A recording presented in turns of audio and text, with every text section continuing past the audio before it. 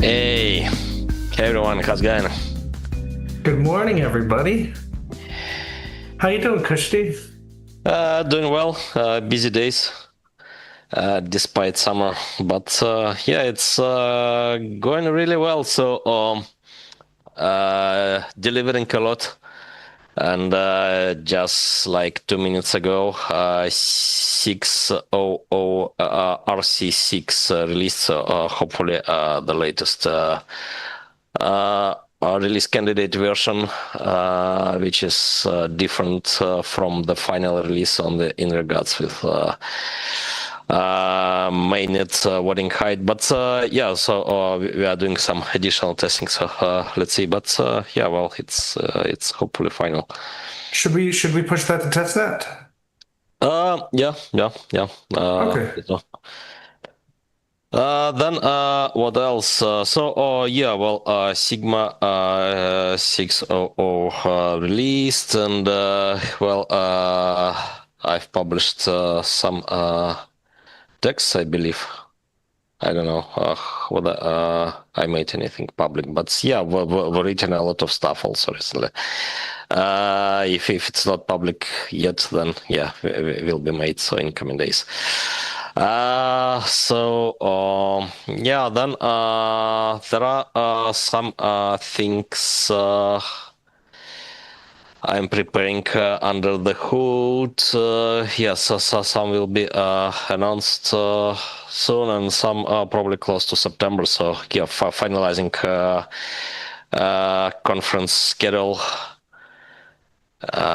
So yeah, well, in September I will visit Korean blockchain week. So yeah, currently, well, making some arrangements with Korean peers. Yeah, also we'll be in Dubai in July. Surprisingly, yeah, I hope I'll survive. So if everyone will be around in July, not sure about that.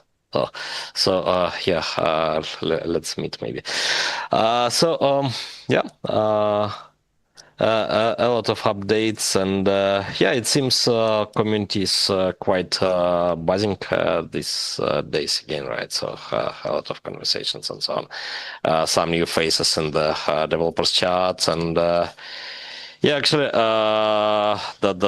are some new faces there in developers chat. Some brought by Bruno because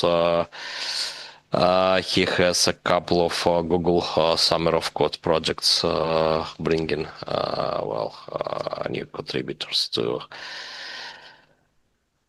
his existing new projects. And yeah, well, aside of that, there are some new faces as well, and yeah, well, a lot of interesting things going on.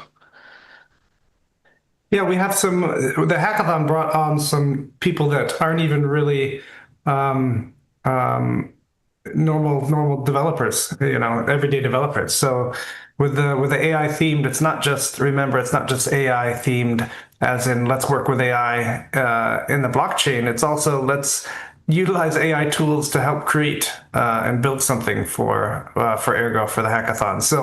So you'll notice that I think Mark got two Sigmanauts mining pool miners to build some apps as well in the hackathon. So those are completely new people testing the dev waters with the augmentation of AI. So that was really good to see. And I'm scanning through the entries in the Discord. If you guys have the time, swing into the Discord, and Glasgow's got them all listed there, right near the general chat. You'll see everybody's hackathon project, and you'll see the submissions, and there's a lot of working examples that you can click on and actually use their product. So if you want to participate we're working on doing a community vote as well, like we do every time. So there'll be, we just have to vote on that in the Sigmanauts. So there'll be a reward for community voted projects on the hackathon. So it's neat because you have the hackathon requirements, which are awarded by the EF, and then you have community projects. We can use different metrics and standards to rank and grade and have you vote on. So it gives everybody more of a chance at the uniqueness of their project to perhaps receive a reward for their efforts. But there's a lot of cool stuff. Krish, did you take a peek at some of the hackathon final projects that came out? So yeah, watched probably all of them published over the Ergo platform, Twitter. Yeah, well, it's quite interesting what people are doing with AI and Ergo. So Yeah.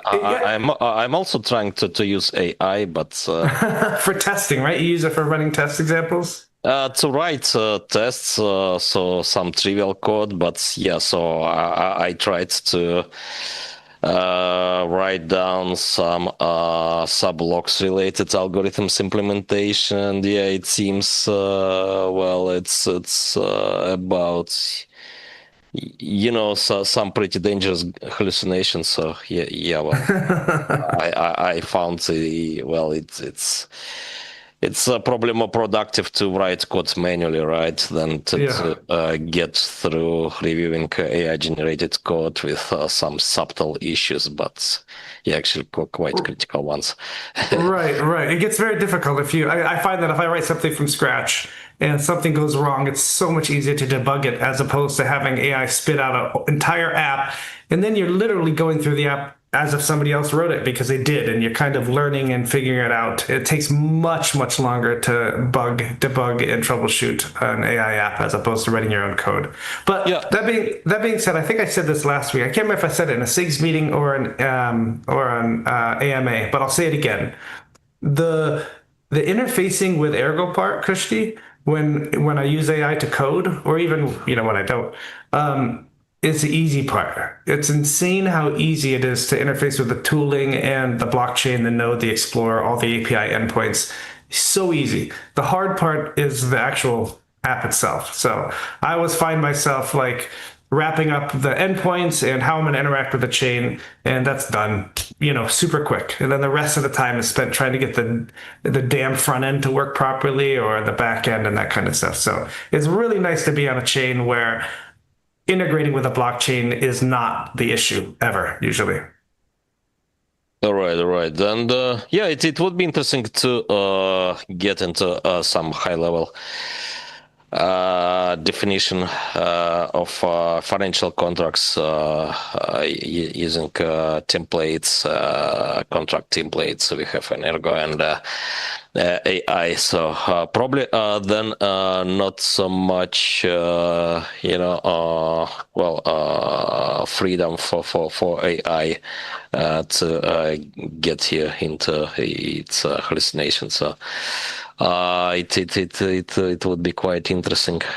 And yeah, well, results should be solid, but yeah, well, we need to do some things. But yeah, well, there are some MCP efforts for getting LLMs working with Ergo script, and yeah, I haven't tried them yet, to be honest.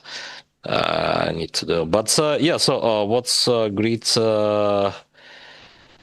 about AI? You can do some trivial things like tests, right? So when you have like 5 tests already and need to do like 5 new ones with just different conditions for inputs and outputs, then yeah, well, it's saving hours, right, easily. So well, you can do copy paste, right, and then going through hundreds of lines of code to find those conditions and save them. And yeah, it's quite boring, and AI is reducing efforts heavily there. So yeah, that's great. And also using AI for now, well, writing some proposals, right? But it's not I think quite useful to use its output, right? To just I don't know, copy paste and send like some people are doing. But Yeah, yeah. yeah, well, you can prompt and then get some structured ideas, right? And then just fill your document, but actually with your own wording, because well, AI is too kind of lengthy, and The double yeah, explains thing, double reasons things. It's fairly somewhat obvious at this point still, especially if you're in correspondence with a person already.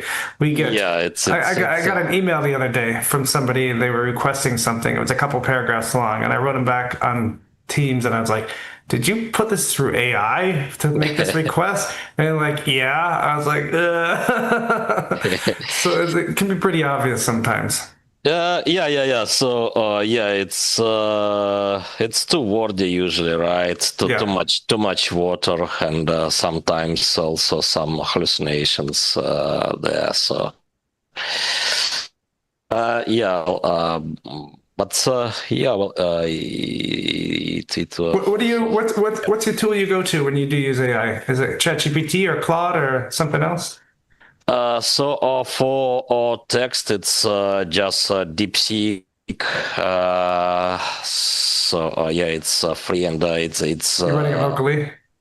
no, just the websites, and Okay. they have this quite interesting reasoning mode, right? So which is quite funny sometimes. But yeah, I'm not using it heavily, right? So it's just, I don't know, maybe once a week, once a month, something like that. And for codes, I'm using yeah, Claude Sonnet and Cursor IDE.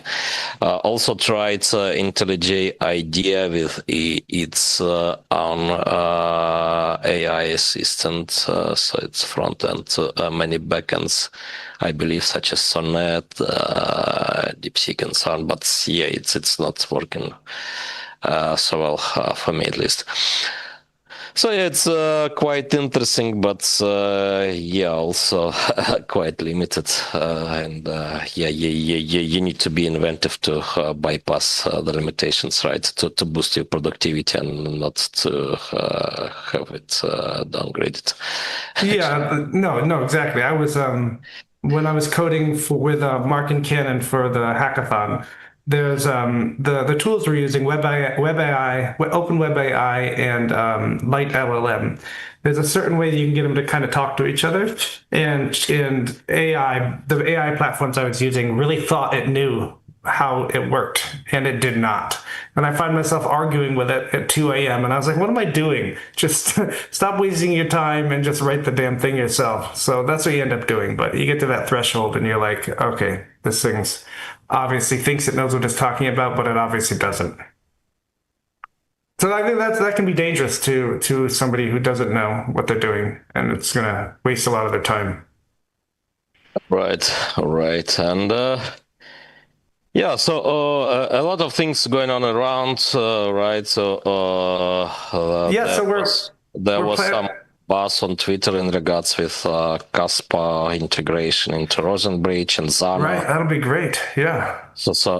Well, as far as I know, both are now communicating with Rosen team. So I just hope that people can really get over this siloed approach of tribalism, right? I think we see that again. I saw that on Twitter the other day when Caspa was posting about somebody's posting about Caspa joining Rosen Bridge and or something, and somebody posted from Caspa about how much better Caspa is and that kind of thing. And I had to switch off the main account and switch to my own account and make a, kind of a not terrible comment to them, but just a reminder that there's no need to beat your chest about this kind of stuff. Like, come on, bud. It's just such a waste of effort to see that happen. There's no need for tribalism in that sense. right. Especially when Ergo's better than everybody else, Kushti.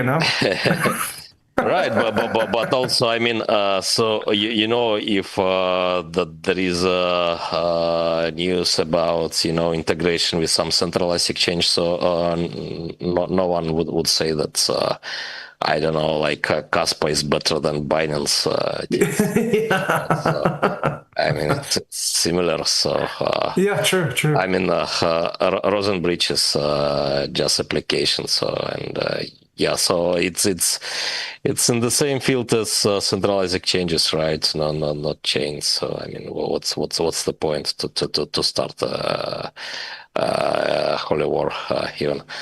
Yep. Then yeah, so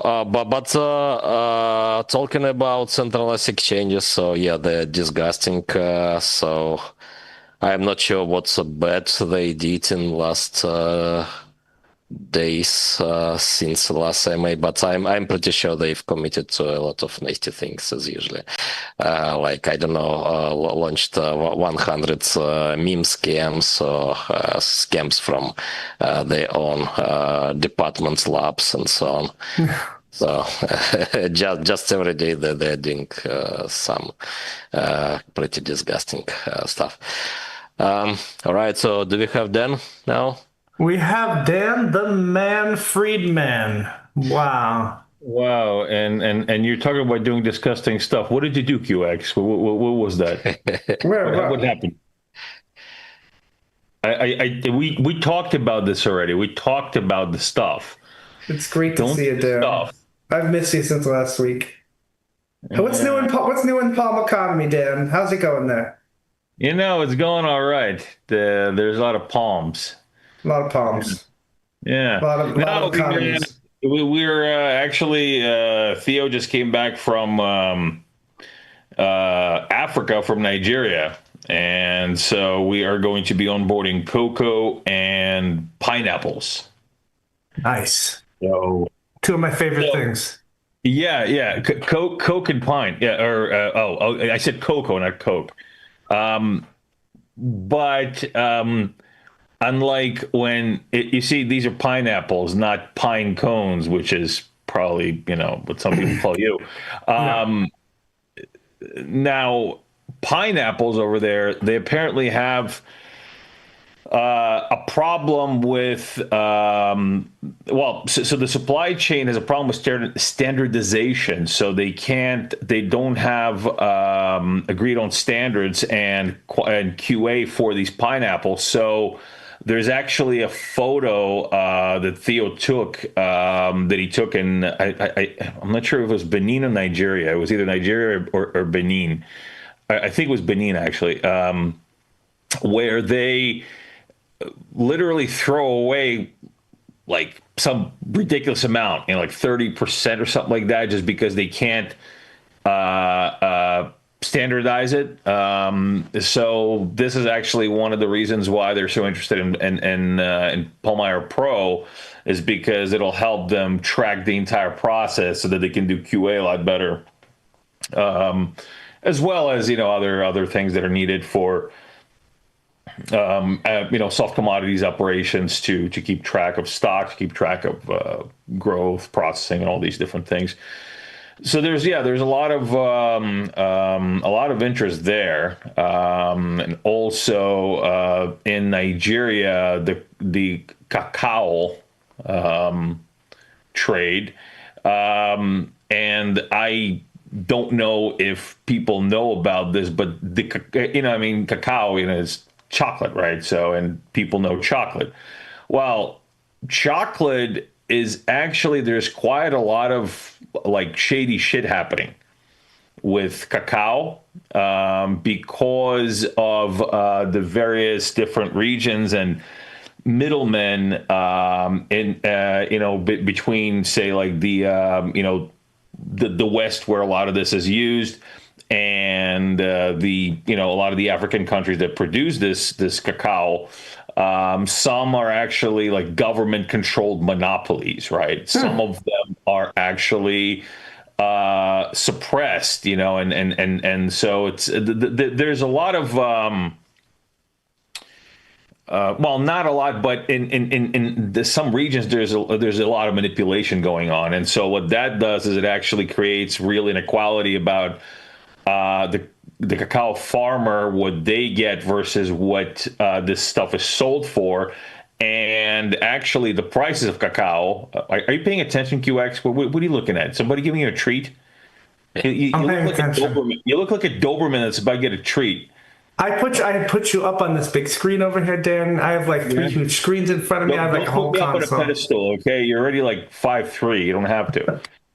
Keep going about the cacao. Yeah, the cacao, the cocoa. Yeah, and so the prices, international prices of cacao actually are going up. And they're is getting more and more expensive.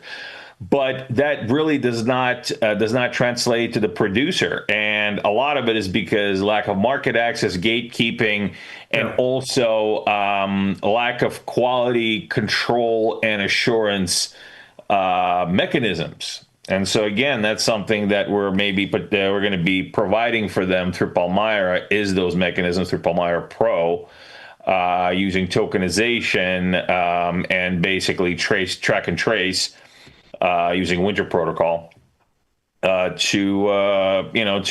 standardize these things and to kind of give them a better chance of just a more equitable, because I don't like to use fairness, because it's like, who decides what's fair, right?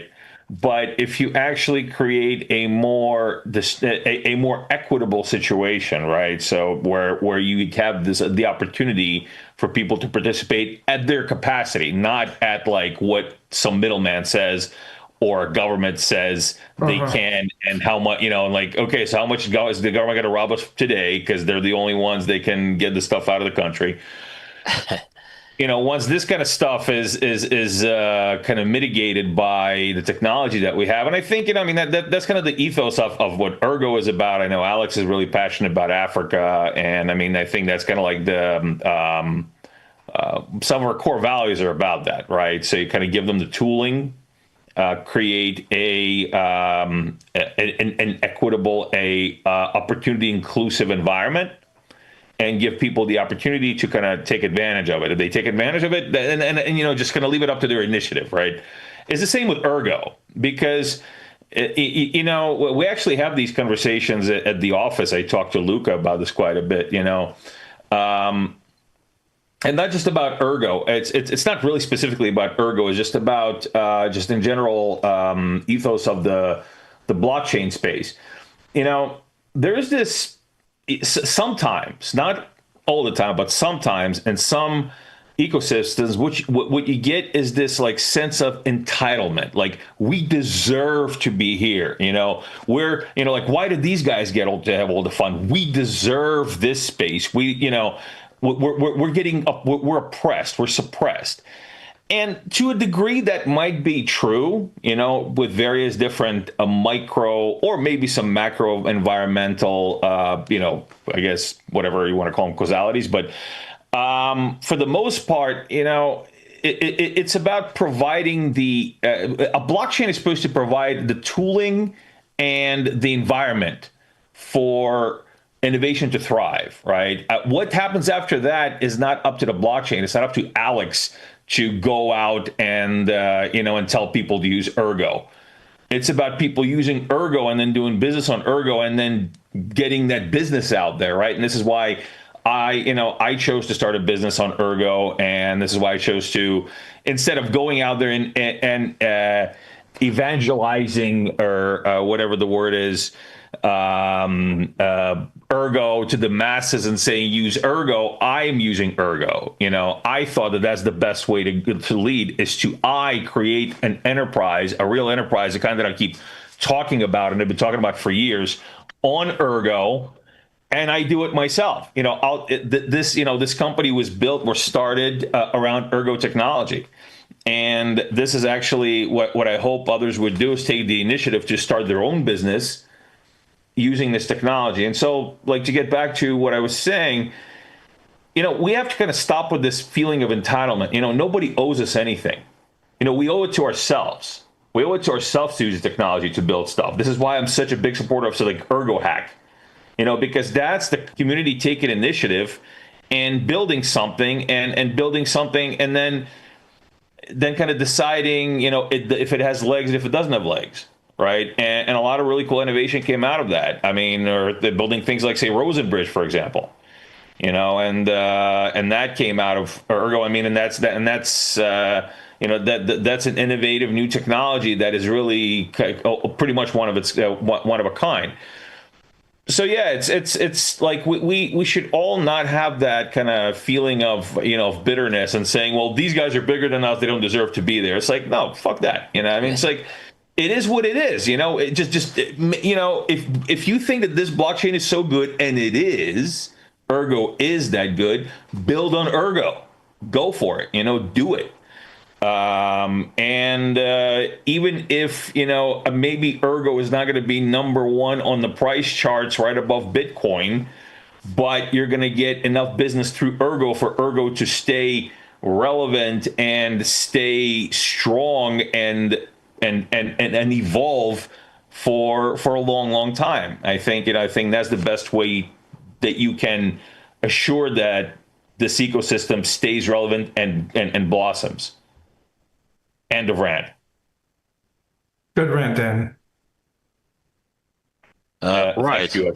Right. So, yeah, it's about giving the same access, right, to free markets to everyone, regardless of caliber, right, and other factors. Right. It's transparency as well, right? Same access, transparency. So the thing that I think humans in nature, especially when you get up into the level of middlemen, as Dan is talking about, there's ultimate temptation for corruption, right? Look at the olive oil business, right? Look how effed up that is, right? Just opportunities to keep on shortchanging people. And whatever, if you want to do that stuff, great, but make it transparent to the user. Whereas, the blockchain hopefully can do that, especially with what Dan's doing. So if you want to sell shitty olive oil, great. But let the consumer know that they can trace it back and see which part is actual real olive oil and which part is, pine oil or whatever the heck they're using as a substitute, and then let the user choose if they want to buy a cheaper version of that as opposed to the real thing. Same with cacao, same with, pineapples, all that kind of stuff. Whatever. Corruption will be visible at least in that aspect, and if it works out, then and that's what people want, then be so so be it. But you can't, and that's actually a really good point. If we are going to be in this kind of decentralized new way of community-driven, non-communist type of community-driven stuff, right? If we're actually going to do it in a sustainable way, you can't, on one hand, not want, or want minimum government interference or minimum regulations or minimal control, and on the other hand, wait for somebody to come and wipe your ass because it's those guys are doing bad stuff. You should really, that's not somebody should tell mom that they're selling fake olive oil. It's well, you tell people that are selling fake olive oil because you're going to use the technology that is at your disposal to show that you have real olive oil. And this is what we're doing in Greece, because we're working with the producers over there, and we're helping them do that because there is actually a huge problem with Greek olive oil, just like there's a problem with Italian olive oil as well. Just a lot of fakes out there. A lot of it's kind of like the Egyptian. Some of it is kind of like the Egyptian. What is it? The Egyptian linen or the Egyptian silk, whatever it was. Cotton. That effect. The Egyptian cotton. Yeah. It's it if somebody Egyptian touches it, it already becomes Egyptian cotton. Doesn't matter. It's kosherizing things. The rabbi winked at it. It's now kosher. Anyway, but I mean, actually, that's actually something else that I've been really considering getting into is kosher certified. That'd be nice. Yeah, kosher certification, because I mean that's like a given thing, and you know what? Actually, us Jews are actually pretty industrious in that kind of stuff, where we don't fight against technology. So I think actually, and I haven't really kind of, put my feelers out, but I think that potentially could also be a really interesting field to get into, and to kind of like kosher certification, halal certification, You could track your favorite rabbi and only buy goods that he certified or kosherized. It's like baseball cards for rabbis. Yeah, You that'd be know, awesome. it's you can like track them like an Uber. There's there's a rabbi within 5 minutes away from you. They can certify your stuff kosher. Anyway, yeah, there's a lot of opportunity out there, but like I said, we just can't expect, on one hand to be free, and on the other hand to expect somebody to come and wipe our asses. I mean, yeah, like you said, going back to what you said, they can sell shitty olive oil all they want, but it's like up to you to say, well, you know what? They're selling shitty olive oil. I'm selling the good stuff. I can prove it. They can't. And then the consumer decides maybe they still want to buy shitty olive oil. You're not gonna force them. You're not gonna guilt them into it. But sooner or later, if it is a competitive product, then they will switch to it. They will start using it. The same thing with like electric cars, right? Just think about look at the electric cars. Look at the Tesla, right? Electric cars have been around since like the beginning of the 20th century, literally from like the teens. I think the first electric car was something like in the literally right after model, the first Ford started to come out. There was actually an electric car already that was already advertised. And, some said, oh, well, the technology was suppressed by the petroleum industry and the internal combustion engine manufacturers and blah, blah, blah, blah. But bottom line is that technology was just not mainstream consumer viable. These things had really short range. There was not enough infrastructure set up for them. They were too expensive. They were too toxic. They were too, impractical, right? And for years they were like that. They were electric cars in the 70s and the 80s and the 90s. And why did Teslas actually become, and even before that, they were like the Honda Insight or whatever I think it was called before the Teslas came out. That was kind of a thingy thing, but not really a thing. But why did the Teslas really blow up? Because it's a mainstream viable product that made sense to people versus an existing competitor like internal combustion. A Tesla makes sense because I can actually use a Tesla the same way I can use a car, whatever around town, because there is a network. I can fuel the thing up with, I can charge the thing up. It's got range. It's got power. It's affordable. There is a support network that makes sense. And, it's kind of like the same thing with this. It's when you bring a mainstream viable product to the market, even if that product is nouveau, it can still penetrate the market really well and become an actual real competitor to the, to what's already out there. If that is that like the support system is there for people to say, okay, you know what? Like I said, going back to olive oil, yes, there are all of these different things, but if I get the good olive oil, number one, it doesn't really cost that much more. It doesn't really cost much at all. There's the price difference is laughable. Number one. Number two, it's better for me. Number three, I'm actually getting real olive oil. I'm not getting, bullshit with olive oil flavor. So that's just it's free market competitive viable products that are utilizing technology that will win this fight. Yeah. Yeah, I agree. With Ergo, it's a backbone for sure. All right, so we've got, let me jump in to say that we've got some preliminary things for the Ergo Meetup 2025 in Colorado. Dan, are you going to be able to make it? Yes, potentially I can actually. Oh, wow. You said it's what, like October or September, something like that? September? I think it's like October 11th or something like that. October 11th. Now, I just want to confirm.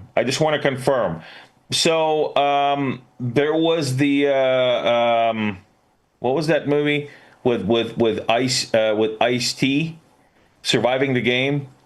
Is that like a Disney movie? No, it's not a Disney movie. It's about like he's this like homeless guy that gets a job and he thinks he's a guide in like a camping place, but he actually is like hunted by a bunch of rich people.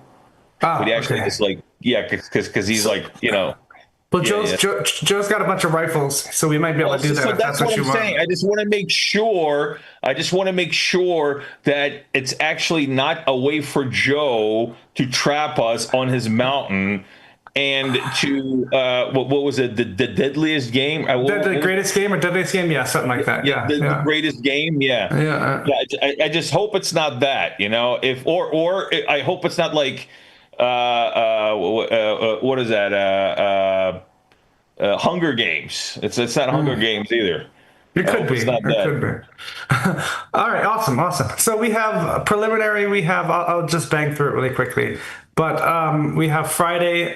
When people arrive, we'll set a time where we can kind of group up at either a local bar or a local pub just to say hi and meet and greet the people that have showed up on Friday. Saturday morning breakfast. That'd be on your own. We're just going to start the thing at 10 a.m. For kind of a meet and greet, and then the first speakers will come on. First speakers are LGD, LDG, and MG Pi. They're going to talk about the uniqueness of palm staking and perhaps gluon theorems as well. So that'll be a cool talk. 11 a.m., a little after 11, we're going to try to get a food truck on site. And that's when the beer can start flowing as well. Joe is working, or he obtained the liquor license for the event, for the venue. There's going to be a speaker at lunch, and that's going to be Cheese Enthusiast. If you guys are familiar with Cheese, Kirat, he's going to talk about Lithos. He's going to do a protocol deep dive on Lithos. At 12:30 p.m., we're going to do something unique. We're going to try potentially a hackathon kickoff, a short one that's an hour and a half. It's going to be called AI Hobby Devs versus Old Timer Devs. And the rules are that it's going to be a sealed envelope with a DApp that nobody knows about, that's going to be doable by hand coding devs an hour and a half. And it's going to be unsealed there and read to the two teams. And the stipulations are that AI devs, when they create the app, they need to try to mimic what a front end would look like if a dev was hand coding it, and I'll get to that later. Non-AI devs are allowed to pillage like Stack Overflow or their old code from a project to make it faster, of course. Judging will be done by 3 selected members of the community who will do so blindly, meaning they cannot watch the hackathon. They have to go get a beer somewhere or get a cigarette for the hour and a half or whatever. Just don't look at the screens when the hackathon's going on. That's a really long cigarette. I know, right? So the team goals are build the best app with the least amount of UX bugs and try to fool the judges into thinking your build is actually the opposite team's build. So judging is based on best app with the least UI bugs. That's 1 point per judge per team. And number 2, the name the team. The judge has to name the team who designed the DApp. And if the team fools the judge, then they get that point. So the winning team will get a donation from the SIGs, an award from the SIGs. We have to vote on how much that is. So I think that'd be a kind of a neat comparison hackathon. Let the core devs and the hand coding devs, do their thing. Let the AI kind of hobbyist devs crank some stuff out. See if they can fool the judges to see who wrote what, and also create a neat little DApp that will actually function well. So that'll be a fun little thing to watch while we're all drinking a lot of beer. 2:15 will be an afternoon speaker. That'll be Anand BR. He's going to talk about Machina Finance, which will be very nice to hear in person and ask questions about because we don't know a ton of that. We just know what Joe's posted on Twitter and all that kind of stuff. 4 p.m. will be a group hike. We're going to go to the Paul Intamin Nature Trail, suggested by Mark the Shark. I hope that dinner's at 7. No. Yeah, we will go to IHOP. Yeah. We can do IHOP on Saturday morning, Dan. Saturday morning will be IHOP. Great idea. Okay. I'll put that in there. I like where it's going. Where this 7 is going. p.m. 7 p.m. will be dinner. We're still taking suggestions for where that is. And Sunday's breakfast at Urban Egg. We have to do a group reservation there, so we need to know counts. But I was going to say, Kushti, are you able during this time to zoom in and give like an afternoon welcome or something like that? Oh, let's see. So I'll try to get a visa in the first place in July, and then yeah, let's see. I mean, the chance is probably minimal, but let's see. All right, that's amazing. All right, if you can't get a visa, then that'd be great if you could zoom in, and we'll have you up on the screen. We'll also live stream. Right. We'll live stream all the talks to the community. We'll also live stream the hackathon. I'm going to bring my gear so we can extract the people's monitors, essentially. And we'll live stream all their code monitors on the screen so you can see the two different teams. So it'll be quite the watchable event from off the in-person event part of it too. But super excited to see people that are coming and see everybody there, and to execute this thing. So that'll be fun. Great. I'm glad you two are going to try to come. That's fantastic. All right. Yeah, yeah. If it's in October, I think, yeah, because I'm going to be in the U.S. in August for Rare. And yeah, and then so September, well, actually, I might even have to be in there in September because there's a tea thing. Anyway, yeah, I'll do my best to make it. I think I can work it out. Yeah, just like I said, like make sure that Joe is not going to hunt us. Just make sure, okay? QX, you left now, but then you know what? Like if he invites you back up to his mountain resort, you probably should be worried. Okay, so I'm not gonna brag, but I do cardio. Okay, so I've actually I tested it. I don't really like exert myself in just like running through the station or whatever, but I have put it to the test before, and I'm just like, holy shit, I'm not dead. So I don't know if you're there yet or not. I don't know how far you can sprint away from from the men hunting you. QX. You just have to be faster than the slowest guy, Dan. That's it. That's the only requirement. So I think we'll be fine. So that's what I'm saying. Are you the slowest guy? I'm pretty fast. We'll see. We'll have to do a foot race. Let's drink a lot of beers and do a foot race. You're pretty fast at IHOP. That's about it. All right, we got a question from Kufa Rooms. He wants to put some Ergo miners in Argentina. Is there any source where I can read like a step by step? That's awesome. I would say, Kufa, you should join the Sigmanauts mining group. And even if you don't mine to that pool, there's a ton of channels in there where you can talk about mining, you can talk about card tuning, you can talk about what rigs to do. Mark the Shark's in chat here. He runs the mining pool. So yeah, jump in the Sigmanauts mining pool. I think you'll get a lot of community response there, and help you out. It's very non-competitive, very accepting, very, very welcoming. What else? We got any other questions, Dan? All right, and that time so just now, Ergo Foundation, it seems, announced a raffle for Banksa integration. QX, maybe you know more details about that. I don't. All right, so guys, please check the news channel. Let's see. That is Banksa on-ramper and Banksa integration. CSC buying Ergo offer and selling. Oh, interesting. This may have been it's been in the works for a while. Yeah. I didn't think this had US. This is fantastic. Oh, yeah. It doesn't have, I don't think it has New York. Yeah. It doesn't have New York or Hawaii or LA. Yeah. Yeah. So there were a few. Yeah. I remember Glassguy talking about this. There's just a few US restrictions, but that's okay. I have my Peruvian passport to buy this stuff anyway. So, but they're everywhere, right? This New York. But can you actually go from New York to some upstate town to buy there? That doesn't work.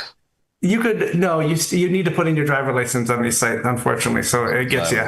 Yeah, unfortunately, but it's okay. Coin, I still have my path at least. I can either buy it with my wife's Peruvian passport, she buys it, or else I buy it through Coinbase. I do the ADA. Well, actually, smarter. I buy stablecoin and then convert it over to after it gets out of Coinbase. I'm not going to say why I do that, but I think people can understand why someone would do that. Why do you do that?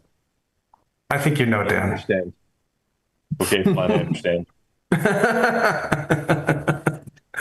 That's awesome. That's fantastic. Great. Yeah. So everybody go to ergoraffle.com. I'll actually post a link right in chat right here. There we go. If it'll let me post a chat, there we go. I just posted in chat. Go ahead. Let's community race for this puppy. 20K is a drop in the bucket to give direct on-ramp access. And what would be awesome too. So Joe and I were both looking separately as well for kind of like MoonPay-esque on-ramp options.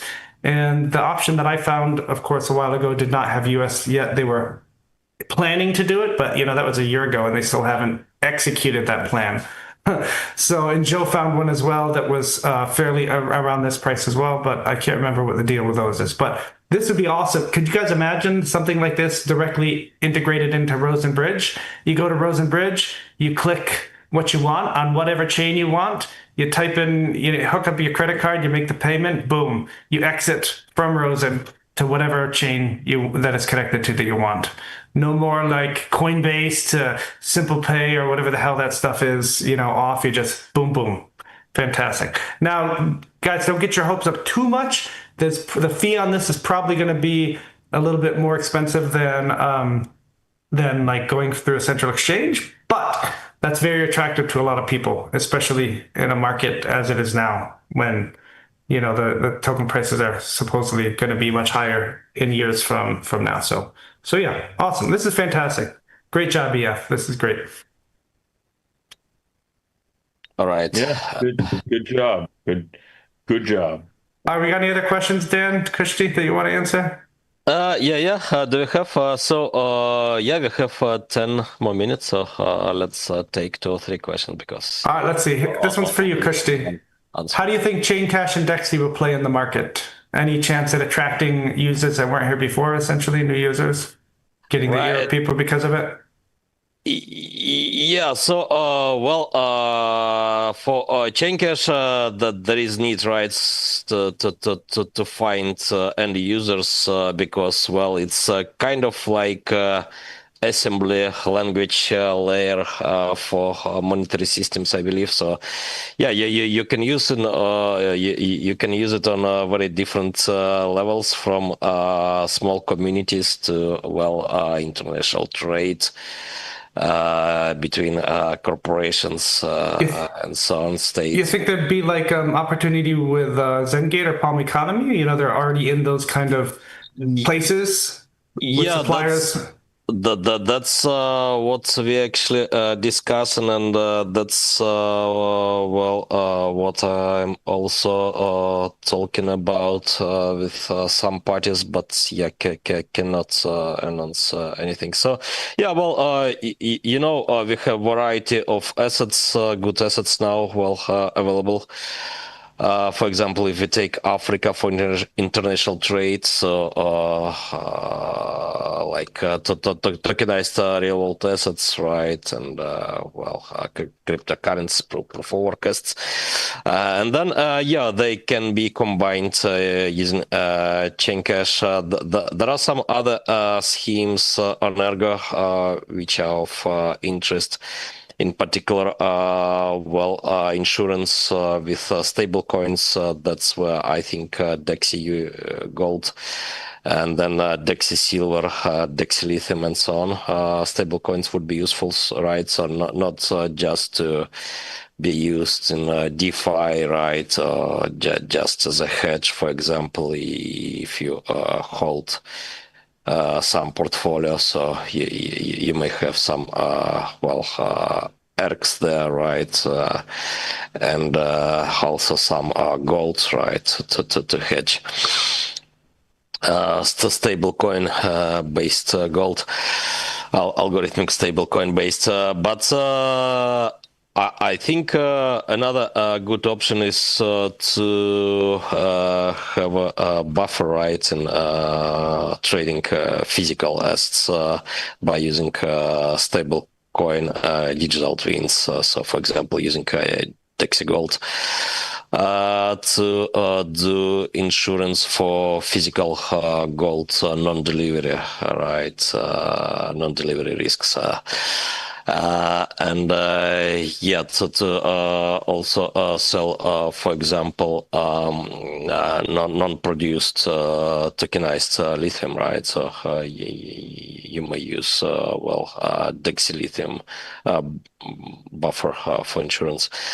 That would be quite capital efficient, right? Even considering capital inefficient designs such as Jet, Gleon, right? Where for security, but basically in most of algorithmic stablecoins, right? For security of pegging, you are paying with capital inefficiency, but then there are some hot talks. I mean, how to use them in real world applications, and I think this is not an issue, right? If you are using algorithmic stable coins on the as a buffer, right? So you just need for some not so big amounts, right, to provide insurance of non-delivery,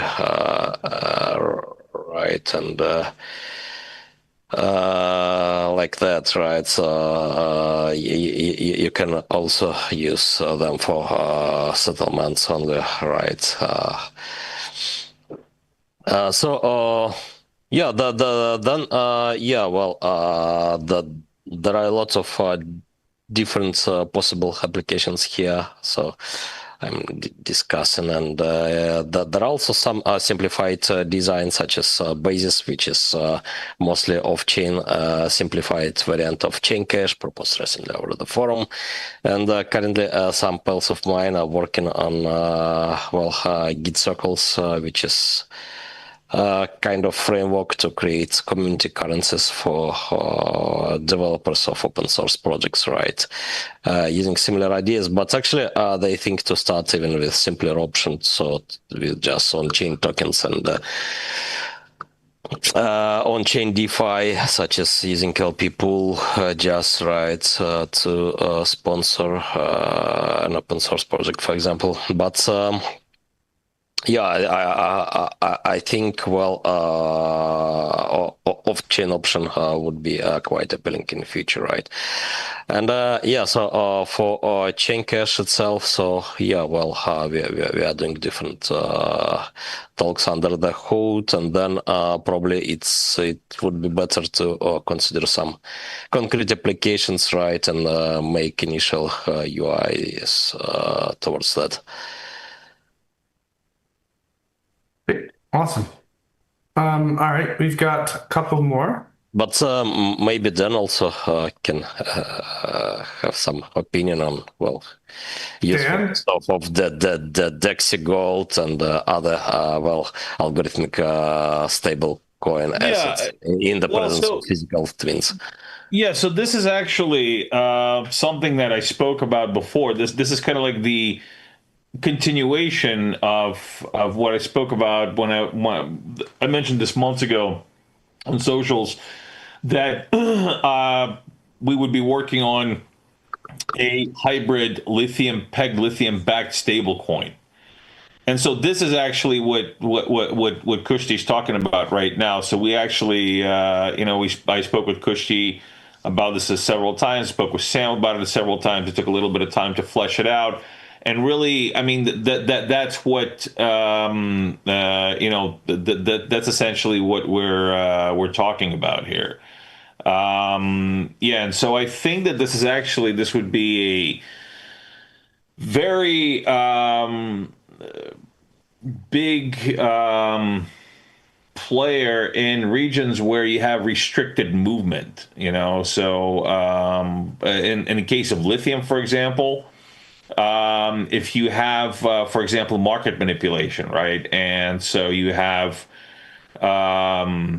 restricted logistics, for example, right? So you're a smaller lithium mining facility, and you are being thrown, a monkey wrench into your plans because the logistics corridors are controlled by somebody, right?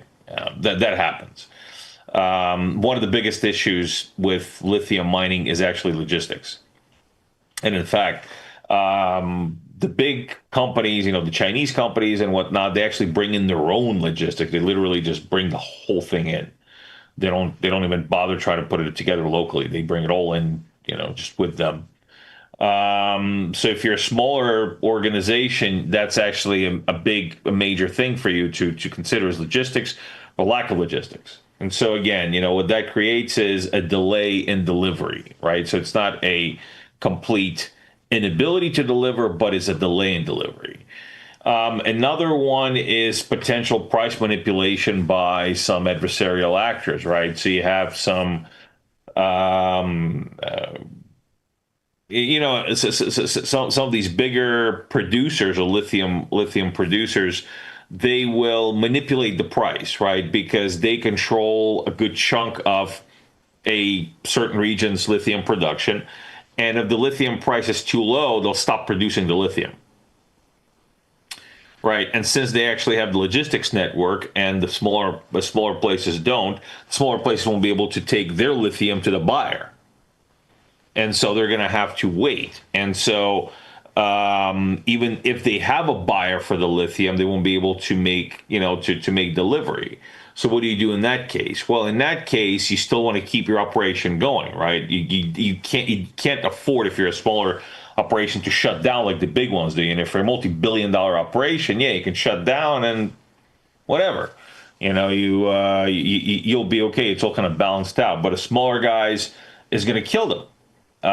So what do you do? Well, if you have this lithium peg, lithium backed stable coin that you're using, and you have this kind of this insurance feature built into it, where you can actually still get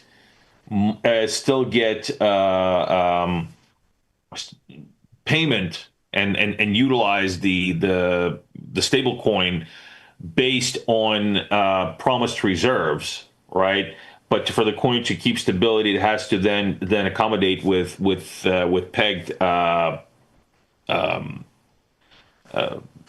assets and with algorithmic assets. Then that way you can basically have a chance to sustain your business, and until you can actually fulfill that, right? So so it becomes algorithmic. At that point, you can still pay for new things. You can still utilize the asset. And then when you make delivery, then it goes back into the reserves, right? So that particular part of the lithium can go back into the reserve. We can basically fulfill a lithium delivery, so that then it becomes backed again instead of pegged. So I think there's quite a lot of real world practical applications for this. And of course it needs to be fleshed out. Logistics of it and everything need to be fleshed out. But I think this is a big deal, and it could potentially really create that opportunity inclusion that I keep talking about. And I'm really excited to be able to work on this with Kushti. Wow, you just spilled the beans.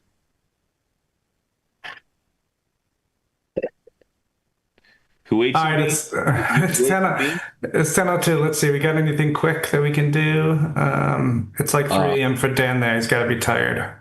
Yeah, actually, I got a Palm Discord AMA right now that I'm 2 minutes late for. So all right, sounds good. We'll wrap it up. Just a reminder to everybody to please. I spoke with Joe this week after the AMA last week.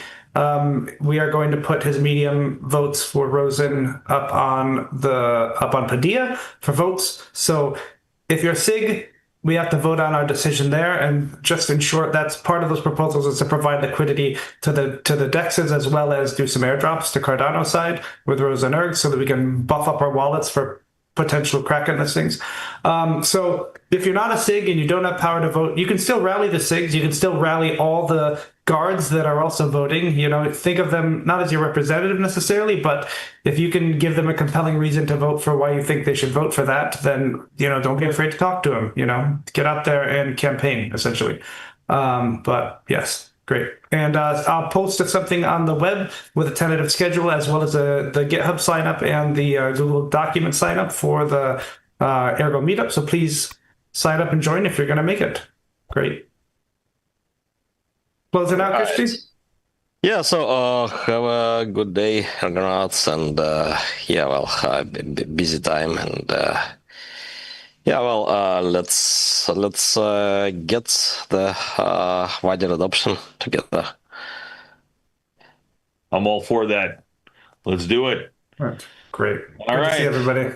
Yeah, thanks a lot, everybody. Yeah, so I guess what, next week, same time, same place, same channel. You got it. Sounds about right, yeah.